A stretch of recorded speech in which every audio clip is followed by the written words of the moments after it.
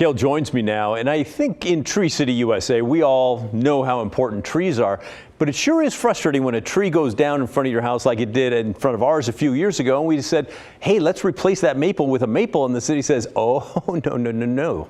Yeah, I mean, one of the things that Oxford was talking about was that you really want to have the right tree in the right place. If there's overhead wires, you don't want a tree that's too tall. If it's next to a building, you don't want a tree that's brittle and is going to fall over. So you really have to match the tree to its environment. And that's one of the reasons why they have an approved list of trees, which I know can feel restrictive for homeowners like yourself. It doesn't feel, it is restrictive. Sure, but it's restrictive for a reason.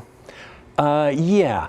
But let me say this about that. On my street, there are plenty of big, beautiful maple trees that have the kind of the bowl cut out so that it goes through the power lines and all that. And you still get the shade in the summer. Sure, but it's not great for the tree to have the very middle of its canopy cut out. It works.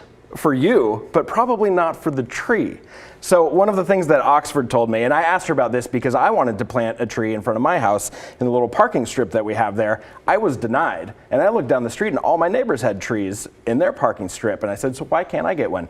They said it was too skinny. And so I looked again down the street and saw that all of the sidewalk was buckled from the roots. And so that's why you really want to have the right tree in the right place. I know it's frustrating, Pat. It is frustrating. And you know what? We've paid to have our sidewalk fixed because, yeah, that is a problem. But it's just something you live with for these big, beautiful trees. I mean, that might be easy for you. But I mean, tree maintenance and the sidewalk stuff, as you know, is the homeowner's responsibility. Yeah. And for somebody who's living on a restricted income, it might not be as easy as just fixing the sidewalk. That might take money away from something else important for them. Yeah, okie dokie. The city telling us what we can and can't do. I think you said 10% of the city's canopy are maple trees. Is that right? That's correct.